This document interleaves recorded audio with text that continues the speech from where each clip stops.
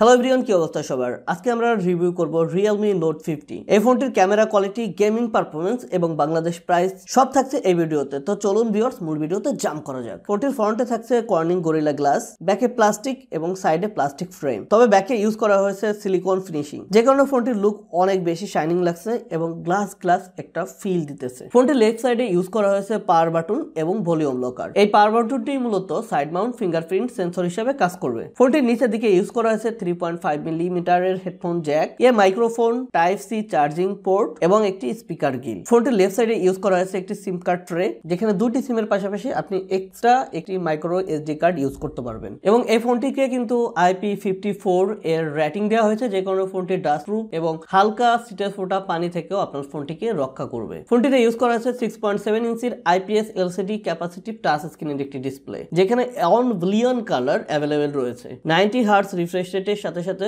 560 NEET brightness থাকছে এবং এই ডিসপ্লেটার রেজোলিউশন থাকছে 720x1600 পিক্সেল। ফোনটির ডিসপ্লে কালার রেগুলেশন যথেষ্ট ঠিকঠাক লেগেছে, তবে এটা আপনি যদি 4K রেজোলিউশনের ভিডিও দেখতে যান তাহলে কিছুটা ল্যাগ করতে পারে। এছাড়া ডিসপ্লের কালার টোন যথেষ্ট ঠিকঠাক মনে হয়েছে, ব্রাইটনেস কিছুটা কম মনে হয়েছে, তবে লো লাইটে এটা যথেষ্ট ঠিকঠাক মনে হয়, বাট যখন হাই লাইটে যাওয়া হয় অর্থাৎ ডিরেক্ট সানলাইটে কিন্তু এটা ভালো স্ট্রাগল করে। তো আমার মনে হয় রিয়েলমি এখানে কিন্তু ডিসপ্লেতে আরেকটু ইমপ্রুভ করতে পারতো। ফোনটি লঞ্চ করবে Android 13 Realme UI-T এবং ফোনটির প্রসেসর হিসেবে ব্যবহার করা হয়েছে ইউনিসক টাইগার T612। এটি একটি 12 ন্যানোমিটারের অক্টা কোরের প্রসেসর। ডুয়েল কোরের এই প্রসেসরটা অনেকটা এন্ট্রি লেভেলের একটি প্রসেসর।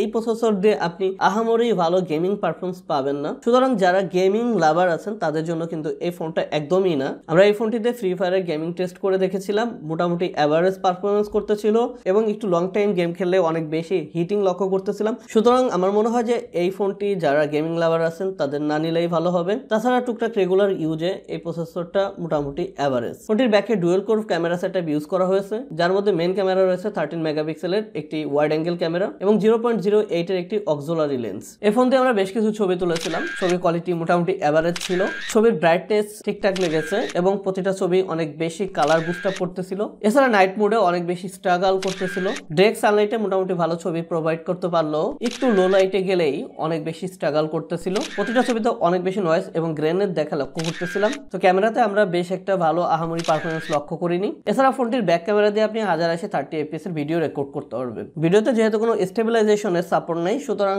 ভিডিওটা অনেক বেশি শেকি এবং অনেক বেশি কাঁপাকাঁপি করছিল। আপনাকে অবশ্যই স্ট্রংলি ফোনটি ধরে তারপর ভিডিও করলে কিছুটা কাজে লাগানোর মতো ভিডিও ফুটেজ পাবেন। ফোনটির ফ্রন্টে 5 মেগাপিক্সেলের একটি ওয়াইড অ্যাঙ্গেল ক্যামেরা ব্যবহার করা হয়েছে। 5 মেগাপিক্সেল হলেও ছবিতে কালার মোটামুটি ভালোই বুস্ট আপ করে, ছবিতে প্রচুর পরিমাণে গ্রেনের দেখা লক্ষ্য করা যায়, ডিটেলস হারিয়ে ফেলছিল।